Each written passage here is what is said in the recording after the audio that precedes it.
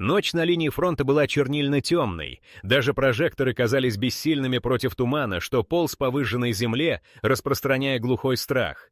Немецкий разведывательный отряд, вооруженный карабинами и нервным ожиданием, продвигался вдоль безымянной деревни, которую за сутки до этого снесла артиллерия. Никто не знал, что будет дальше. Приказ звучал необычно коротко: обнаружить и захватить вражеского лазутчика, о котором так настойчиво шептали разведданные минувшей недели. Командир отделения шел первым, его сапоги утопали в грязи, а лицо скрывал слой маскировочной краски. У каждой хижины обожженные балки, отблески костра, из которых быстро уходило тепло. Нервно поглядывая через ночные прицелы, солдаты в бронежилетах сжимали винтовки крепче обычного. Их слух ловил каждый шорох, ведь за каждый неверный шаг в этих местах платили жизнью. Вдруг из темноты повеяло чем-то неуловимым. За плетнем едва заметный силуэт. Командир подал сигнал рукой. Два солдата начали обходить развалины справа, еще двое осторожно двигались слева, не издавая ни звука. Группа замерла, когда неясная тень возникла прямо на их пути и, казалось, просто растворилась в тумане. Любой другой мог бы решить, что это игра воображения, но здесь ошибаться было нельзя. Все произошло за считанные секунды. Первый бросок, и фигура скрылась за разрушенной стеной. В этот момент началась странная погоня, которую потом вспоминали с дрожью во всем теле. Незнакомец двигался молниеносно, не издавая ни звука. 5 немцев преследовали его между обломков, по грязи, среди обожженных досок, где любой звук отдавался эхом. Вторая попытка — выстрел в воздух для запугивания. Незнакомец вдруг замер, словно уперся в невидимую стену.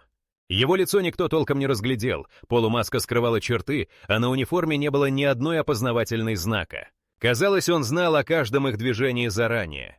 Между солдатами промелькнули криповые взгляды. Кто этот человек? Почему он ни разу не обернулся, не сделал ни одного резкого движения в ответ? Когда двое из отряда подкрались вплотную, пленник сделал нечто странное. Он поднял руки, но не в знак признания поражения.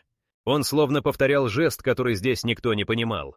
Солдаты все же скрутили его, хотя сопротивления он практически не оказал. У него не было ни ран, ни признаков изнеможения, даже пальцы оставались чистыми. Поразительный контраст с остальными пленными, которых здесь удерживали неделями.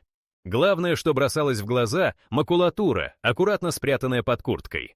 На ней были какие-то непонятные схемы и записи, которых даже офицер разведки не смог сразу опознать. Вместо знаков отличия и нашивок — клочок ткани с символами, не похожими ни на советские, ни на немецкие. Едва солдаты услышали странный акцент пленника, когда он шепнул что-то короткое, команда тут же побледнела. Это были слова на языке, который никто не смог разобрать. Переводчика вызвали мгновенно, а пленник сохранял ледяное спокойствие. В лагере его сразу же поместили под двойную охрану. Солдаты перешептывались между собой, не в силах скрыть страха. Проведя еще один обыск, немцы обнаружили у незнакомца вещи, которых, казалось, не существовало в армейских списках снаряжения ни одной армии мира. Целлофановые пакеты с порошкообразным содержимым, металлический предмет с неясным назначением и странный прямоугольник, который не поддавался никакому объяснению. Все это аккуратно завернули и отправили по цепочке наверх. В штабе уже начиналась паника, телеграммы уходили в обе стороны фронта. Загадочного пленника тщательно охраняли, не давая ни малейшего шанса бежать. Офицеры даже отключили свет в бараке, где его держали, опасаясь возможной диверсии. Никто не мог поверить, что вся эта странная охота закончилась вот так, без единого выстрела и с человеком, о котором никто ничего не знал. Пока штаб ломал голову и изучал странные находки из вещей пленника, угроза казалась все ближе. Ведь каждую деталь его появления окутывал туман, который сгустился над линией фронта именно в ту ночь, когда началась эта необъяснимая операция. И тогда еще никто не догадывался, насколько необычным окажется следующий шаг, когда возникнет вопрос: кто же этот человек на самом деле? В штабе долго не могли поверить докладу, солдаты стояли молча у стены, а за массивным столом уже собирались офицеры разного ранга. В центре их внимания был человек, которого не ждал ни один список, ни у советских, ни в немецких разведсводках. Он казался чужим даже среди чужаков. Когда его привели, никто не решился первым снять повязку с глаз. Пленник не сопротивлялся, он просто шагал уверенно, словно знал каждый поворот в этом лабиринте. Его рост был чуть выше среднего, телосложение вполне обычное, но в походке, в осанке было что-то странное. Не армейская выправка, не нервозность, которую ждали бы от пойманного шпиона. Парадокс начался с первых секунд. У него не было ни документов, ни жетона, ни даже знаков принадлежности к какой-либо армии. Вещи, что забрали на обыске, поражали своим непонятным назначением. Прозрачный пакет с белым порошком, маленький прямоугольный блок, легкий и на ощупь холодный, и металлическая пластинка, похожая на кусок сломанного механизма. На грязной шинели чужака не было ни пятен, ни дыр от пуль, ни даже очевидных следов носки, будто достали ее только что из упаковки. Попытки заговорить с пленником ни к чему не привели. Сначала его спросили на немецком, тот лишь смотрел молча, не реагируя ни на тон, ни на угрозы. Затем на русском снова тишина. Даже когда вызвали переводчика, знавшего польский, венгерский и даже украинский, пленник отвечал коротко, странно. Слова были похожи на знакомые, но чуть искаженные, как будто он пытался вспомнить забытый язык. Пленника усадили на табурет в пустой комнате, по обе стороны от него стояли охранники. Офицер с бумагами тихо спросил имя. В ответ тишина, потом глухое «никто». Этого слова хватило, чтобы в комнате стало ощутимо холоднее. Его лицо оставалось непроницаемым, только глаза, глубокие, темные, неотрывно следили за каждым движением вокруг. Когда офицер протянул к нему лист бумаги с буквой «А» на немецком, пленник медленно покачал головой, будто не узнавал даже эту букву. В штабе разразились настоящие споры. Первыми выступили офицеры разведки. Они были уверены, что перед ними специальный агент, заброшенный для дезинформации. Но чем дольше изучали пленника, тем больше появлялось вопросов. Его пальцы не были в мозолях, как у артиллеристов, ногти чистые, на шее не оказалось следа от ремней, которыми обычно тянут рюкзаки. Даже обувь выглядела иначе, подошва из странного материала, непривычного для местных сапог. Пока один из офицеров осматривал странный прямоугольник, пленник вдруг повернулся к окну, будто услышал зов снаружи. Деревня была пуста, фронт шумел где-то далеко, но этот человек, казалось, чувствовал что-то недоступное остальным. Он не просил ни воды, ни еды, не выказывал страха даже тогда, когда двое охранников подняли на него оружие. Вроде бы обычный, но будто пришедший из другого времени. Тем временем в лагерь прибыли еще двое офицеров, привезли свежие бюллетени и особый приказ — добыть из пленника все, что можно, любой ценой. Солдаты, что сторожили барак, переговаривались между собой, обсуждая странность его взглядов и поведения. Некоторые утверждали, что час назад слышали, будто пленник говорил сам с собой на языке, который никто не узнал. Другие уверяли, когда он засыпал, его губы шевелились, будто он считал цифры или повторял заклинания. Всю ночь дневал патруль, ни один час не проходил без новой проверки. Никто из солдат не решался даже подойти близко, стояли у двери, словно ждали подвоха. Один из караульных потом рассказал, ему показалось, что пленник смотрел сквозь стену, как будто видел что-то там за пределами лагеря.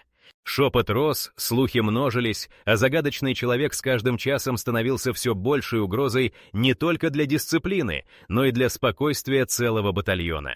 Тем временем на столах у офицеров уже копились доклады. Ни одна армия на этом участке не заявляла о пропаже солдат с его приметами. Не было ни одной заявки ни из советских, ни из немецких архивов. Фотография, сделанная тайком, не совпадала ни с одним лицом из картотек. На запросы из штаба поступал только молчаливый отказ. Такого не знаем. Когда его привели к новому допросу, пленник молчал, только глубоко смотрел на каждого входящего. Он не реагировал ни на угрозы, ни на уговоры, ни на подкуп, только внимательно следил за руками офицеров, будто искал среди них кого-то одного. Даже опытный допросчик растерялся, когда пленник вдруг спросил: «Вы знаете, что я уже был здесь раньше?» Это прозвучало настолько неуместно, что офицеры переглянулись, каждый пытаясь вспомнить, встречали ли они этого человека раньше. Ответа не было. К утру следующего дня в штабе начали подозревать, что имеют дело не просто с шпионом, а с кем-то или чем-то, что не вписывается в нормы войны. Но пока все обсуждали, что делать с этим человеком без прошлого, никто не ожидал, что настоящий страх принесут не его слова и не молчание, а содержимое странных вещей, найденных при нем, которые, как казалось, не могли существовать в этом времени. Офицеры собрались в комнате для допросов сразу после рассвета. На столе перед ними лежали странные вещи, которые вызывали больше вопросов, чем сам пленник. Первым на стол был выложен прозрачный пакет. Немцы крутили его в руках, осторожно передавая друг другу, будто держали что-то опасное для жизни. Содержимое — мелкий белый порошок, похожий на соль, но гораздо легче по весу. Один из офицеров осторожно понюхал содержимое, ожидая привычных едких запахов химикатов, но почувствовал лишь легкий, почти сладковатый аромат. Это был не порох, не реагент для мин, состав не удавалось опознать никому из взвода. В это же время старший химик штаба уже вызывался направиться к лагерю, чтобы провести срочный анализ. Вторая находка выглядела еще подозрительнее. Она была похожа на плоский прямоугольник из очень легкого гладкого материала, напоминающего стекло, хотя при падении он не разбился, а лишь звякнул о стол. Его поверхность совершенно не отражала свет, будто поглощала его. Немцы по очереди пытались разглядеть под слеповатой лампой хоть какой-то рисунок или надпись, но ничего не появлялось. Даже под лупой не было видно ни царапин, ни сколов, ни царапин, будто предмет только что вышел с конвейера. Никто из присутствующих офицеров никогда не видел ничего подобного, ни в гражданской, ни в армейской жизни. Третья вещь была не менее загадочной — небольшой металлический цилиндр с несколькими выемками на поверхности. Один из немцев осторожно покрутил его в руках, ожидая, что механизм откроется или хотя бы издаст характерный щелчок. Но цилиндр оставался неподвижным, совершенно глухим к попыткам его раскрутить. Больше всего он напоминал часть двигателя или детали радиостанции, но не совпадал ни с одной известной маркировкой. Уже через полчаса в лагерь вызвали инженера с соседней базы. Тот долго рассматривал цилиндр, но только развел руками. Но самым странным казался лист бумаги с непонятными схемами. Линии были проведены с идеальной точностью, а от руки подобное нарисовать было бы невозможно. Не было ни одной помарки или неровности, каждая линия имела строгий угол и длину. Некоторые детали напоминали радиосхемы, другие — абстрактные диаграммы. По краю шли символы, совершенно не похожие ни на латиницу, ни на кириллицу, ни на какие-либо армейские коды. Офицеры попытались сопоставить их с картотекой секретных шифров, но совпадений не нашлось. Вещи собирали прямо на глазах у пленника, его реакция удивляла всех. Он не выказывал ни страха, ни беспокойства, ни даже интереса, лишь пристально следил за руками офицеров, когда те листали схемы или передавали друг другу прямоугольник. Когда прибыл химик, чтобы провести элементарные анализы, пленник слегка усмехнулся и на миг отвел взгляд в сторону, будто знал, результат не даст ничего полезного. В лагере начался настоящий переполох. Солдаты, узнавшие о находках, стали делиться слухами. Кто-то говорил, что пакет содержит какой-то наркотик, другие были уверены, что это новое советское оружие. Но никто не мог объяснить, почему предметы на вид такие современные, а ни одна армия мира не имела их в арсенале. Один из офицеров выдвинул предположение, что все это хитроумная уловка, чтобы ввести врага в заблуждение. В тот же день к пленнику допустили переводчика с задачей выяснить значение символов на бумаге. Переводчик, опытный лингвист, водил пальцем по строкам, задавал вопросы на разных языках, но пленник лишь молча покачал головой на каждую попытку общения. Схемы словно не имели для него никакого значения, хотя все офицеры были уверены, что именно в этих схемах скрыта главная тайна. После обыска на шинели пленника нашли еще один странный предмет — маленький пластиковый пакет с порошком неизвестного состава. Пластик на ощупь был необычно гладкий, не похожий на привычный армейский целлофан или упаковку того времени. В нескольких местах на пакете были микроскопические надписи, едва различимые даже под лупой. Немцы пытались стереть их, думая, что это обычная маркировка, но надписи оставались неизменными. К вечеру офицеры собрали все найденные предметы в ящик с надписью «Только лично» и отправили его вверх по команде, в штаб корпуса. В донесении так и написали: предметы не признаны, требуют дальнейшей экспертизы. До получения ответа в лагере начали ходить слухи, что пленник может быть не просто шпионом, а носителем технологий, которые вообще не должны были попасть на этот фронт. Тем временем к палатке, где содержался пленник, стали наведываться не только офицеры разведки, но и представители контрразведки и технического отдела. Каждый из них приносил с собой приборы, пытаясь измерить свойства цилиндра, плотность порошка, структуру прямоугольника. Но техника начала давать сбои, 2 прибора перегорели, один термометр просто треснул, когда его оставили рядом с прямоугольником на полчаса. Все это происходило на фоне растущей тревоги. Каждая новая находка, каждый неудачный допрос, каждый отказ пленника отвечать добавляли тревоги в лагерь. Офицеры укрепили охрану, запретили посторонним приближаться к бараку и велели патрулям удвоить смены. В этот момент никто не догадывался, какие события развернутся, когда пленник наконец заговорит. Все, что удалось найти, не вписывало его ни в одну из существующих категорий. Непонятные вещи только приближали момент, когда над всем лагерем нависла настоящая неизвестность. Стол в допросной был накрыт плотной черной тканью. Перед глазами пленника аккуратно разложенные предметы. Пакет с белым порошком, прямоугольная пластина, таинственный цилиндр. Над ними склонились 4 офицеров, каждый со своим блокнотом, карандашами, сигаретой в уголке рта. Старший из них, крупный мужчина с насмешливыми глазами, начал допрос с простого вопроса на немецком. Имя. Ответа не последовало. Следующий вопрос. Звание, часть, цель нахождения здесь. Вновь молчание. Офицер повысил голос. Обычно это действовало на задержанных, но в этом случае пленник даже не моргнул. Тогда подключили переводчика. Невысокий лейтенант, сменяя языки один за другим. Польский, венгерский, французский, английский. После каждого вопроса наступала тяжелая пауза, словно пленник выбирал, услышать ли вопрос вообще.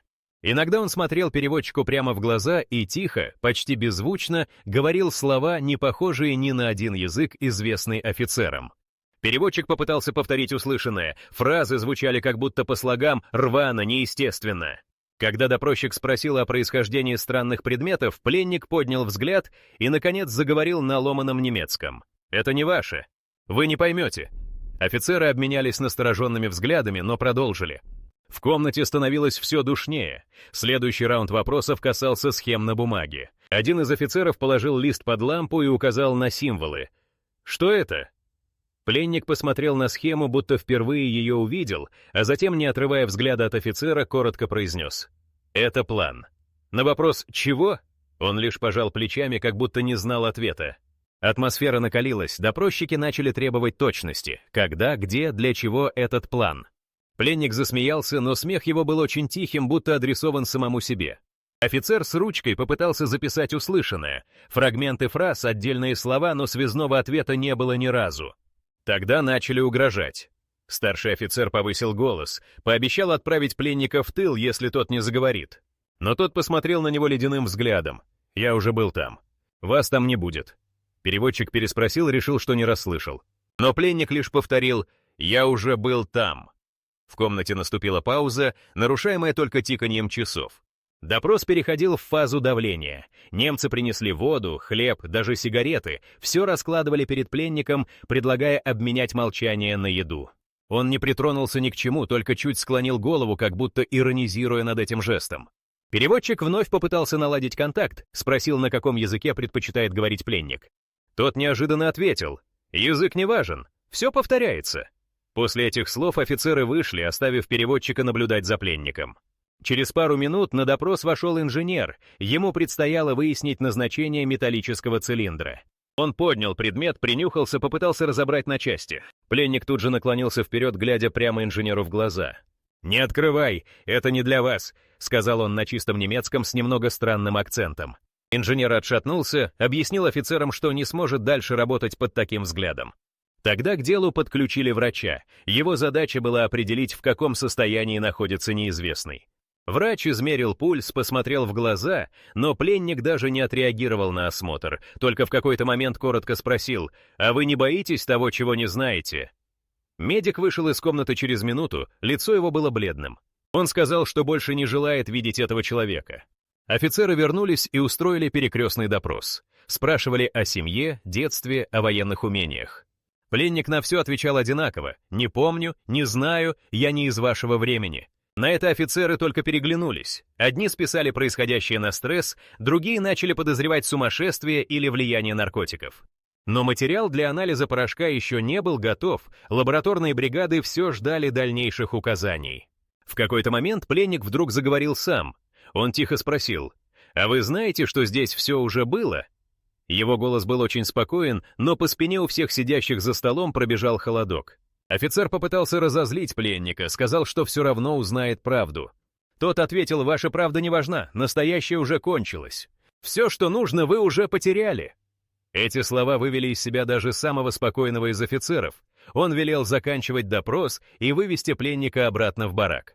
По возвращении в лагерь один из караульных заметил, что пленник прошел между охранниками так уверенно, будто знал расписание всех смен и даже имя каждого часового.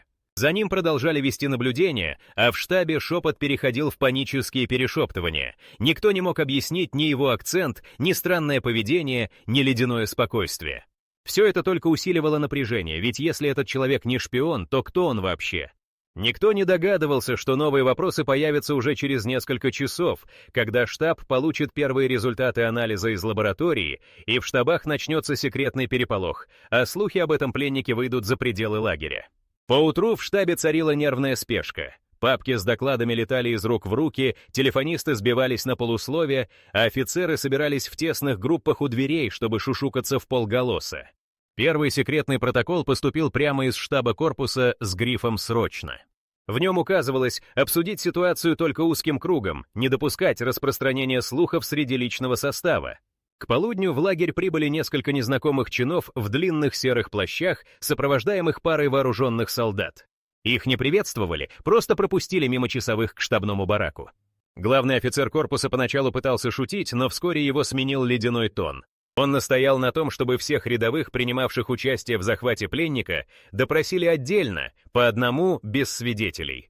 Каждый пересказывал детали той ночи, особо отмечая необычные повадки чужака. После допросов солдатам запретили обсуждать между собой все, что происходило на линии фронта. В лагере установили строгую тишину, патрули несли службу вдвое дольше обычного.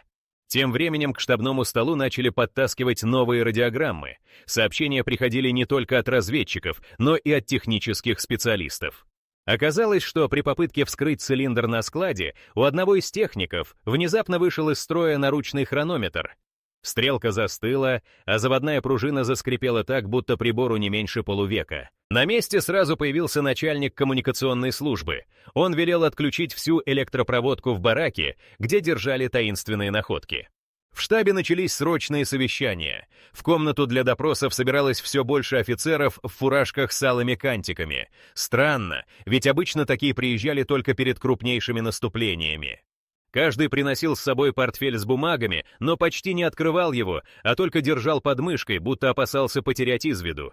Солдаты, ходившие мимо, отмечали, что в лагере незаметно появились новые лица, с них не снимали плащи даже ночью. Говорили, что это особый технический отдел. Вскоре приказали полностью сменить состав охраны у барака, где содержался пленник. Новых часовых выстроили в 2 смены по 6 человек, каждому выдали пулеметы и двойной запас патронов. Начальник охраны лично прошел вдоль строя, проверяя оружие, и всем велел не вступать в разговоры ни с кем, даже между собой. Офицеры из особого отдела установили возле барака ламповый детектор, который должен был фиксировать любые попытки связи между пленником и внешним миром. К вечеру прошлого дня один из связистов, проводивших осмотр найденных предметов, сообщил, что на поверхности прямоугольной пластины начала появляться странная пленка, будто она покрывается инеем при комнатной температуре.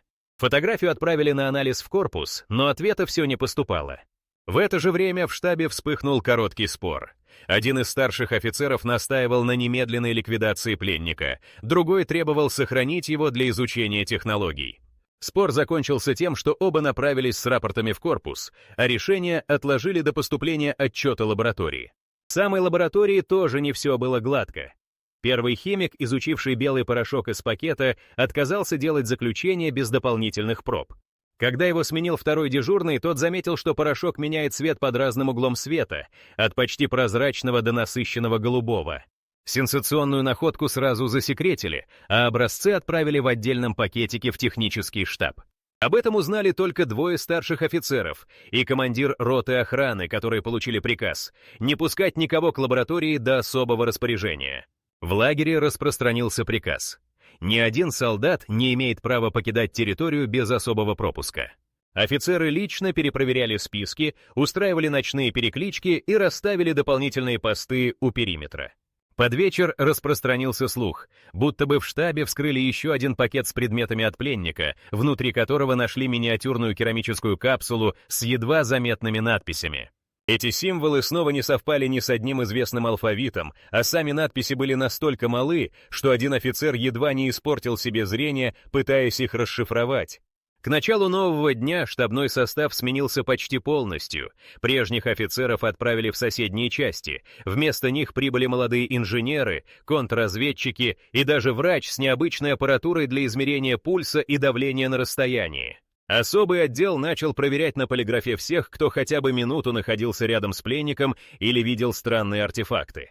По лагерю поползли слухи о таинственных пропавших документах и уничтоженных записях, которые некто сжег в печке перед самым приездом штабных чинов. Вскоре в штабе появился самый главный, высокий полковник с лицом, не выражающим ни страха, ни удивления. Он провел короткое совещание, объявив: изучить все до последней детали, использовать любые методы, докладывать только наверх. После этого часть документов была запечатана в сейф, а доступ к нему получили только 2 человек. Тем временем по всему лагерю участились шепоты. Солдаты между собой обсуждали, кто же такой этот человек и что будет, если то, что он принес с собой, действительно опасно.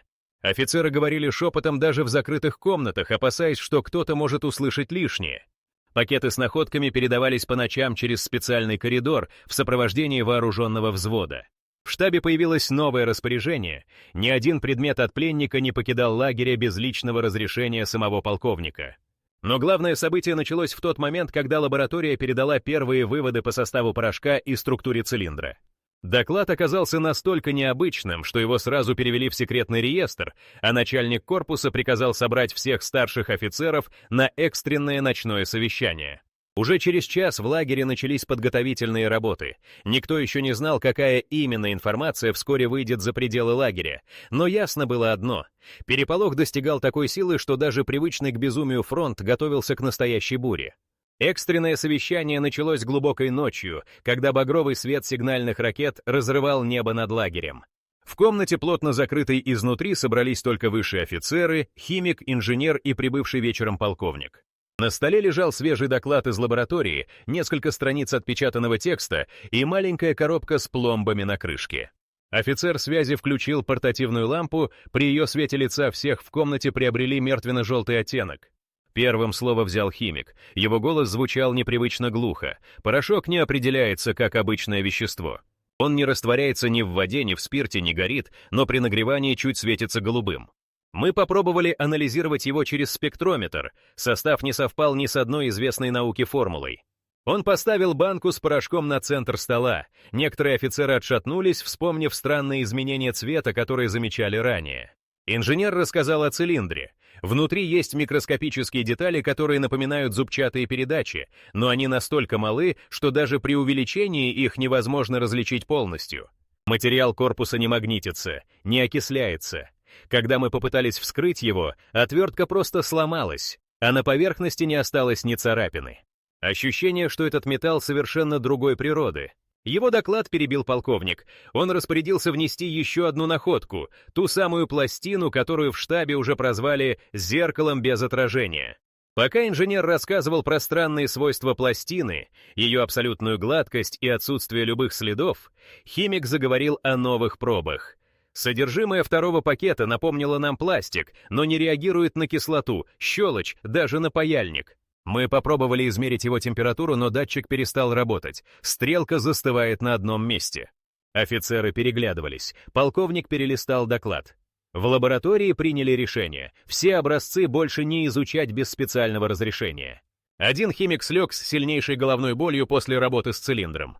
Инженерного помощника увезли с лихорадкой. Он уверял, что на поверхности цилиндра стояли цифры, которые мигали, хотя приборы ничего не зафиксировали. Следующим вынесли план, тот самый лист с неизвестными схемами и знаками. Полковник опустил его на стол. Мы переправили копии специалистам в Берлин, Лейпциг и Франкфурт. Ответ пришел один и тот же. Не опознается, шифр не поддается анализу. Символы не совпадают ни с одним известным письменным языком, а сами схемы напоминают чертежи электронных цепей, которые, по словам инженеров, должны появиться только через десятки лет. Один из молодых офицеров неподвижно уставился на лист. Ему показалось, что линии на схеме двигаются сами по себе. В этот момент в комнату вошел связист с куском бумажной ленты от аппаратуры. Пластина вызвала сильные помехи на всех радиочастотах. Во время ночной смены аппаратура перестала принимать и передавать сигналы, стрелки приборов двинулись в обратную сторону, а батареи, подключенные к пластине, разрядились за считанные секунды. Полковник обернулся к офицерам. Есть версия, что пленник связан с технологиями, которые не должны существовать сегодня. Или он обладает знаниями, которые появятся только много позже. Подготовить условия для эвакуации его и всех найденных предметов на закрытый объект. Введение в заблуждение советского командования — наша главная задача. Тем временем в лагере начались перебои с электричеством, лампы внезапно гасли, телефоны рвали связь на середине разговора. Солдаты уже боялись подходить к бараку с пленником. Часовые рассказали, что ночью у его окна слышали тихий шелест, будто кто-то шептал слова, которые не имели смысла ни на одном из привычных языков. Утром в штаб пришла весть. Один из лабораторных инженеров исчез. Его последний доклад касался структуры порошка. Он утверждал, что кристаллы похожи на современные полупроводники, которые могут вместить в себя тысячи электрических схем, но таких технологий никто не знал даже в крупных городах Европы. Полковник созвал еще одно чрезвычайное совещание и объявил: все, что связано с этим пленником, засекретить. Любое распространение информации под трибунал. Он распорядился подготовить колонну для немедленного вывоза находок и пленника.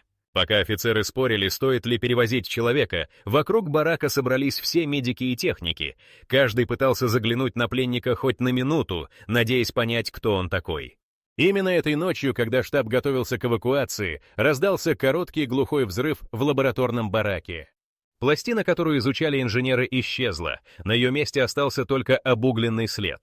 Порошок из пакета задымился, а один из часовых, патрулировавших лагерь, так и не вернулся с ночной службы. Прибывшие офицеры увидели, что дверь в барак, где содержался пленник, не заперта. Внутри он сидел на кровати, совершенно спокойный, и тихо повторял все те же слова. Это уже было. Все повторяется. Позже выяснилось, пленника не было в списках ни одного лагеря, где бы его ни искали. В этом сумасшедшем вихре исчезновений, поломанных приборов и разрушенных лабораторий лагерь проснулся утром, уже не похожим на обычное военное подразделение. Офицеры приняли решение замять происшествие, подчищая следы. Все бумаги и предметы сжигали, а оставшихся свидетелей перевели в другие части. Но один из инженеров все-таки вынес клочок схемы и спустя годы показал его группе ученых, запустив цепочку открытий, которые изменили развитие технологий навсегда. Легенда о загадочном пленнике стала запретной темой в армейских архивах. И до сих пор, когда в штабах вспоминают ту ночь, никто не называет его имени, ведь каждый знает, что эта тайна изменила войну уже тогда, когда об этом никто не догадывался.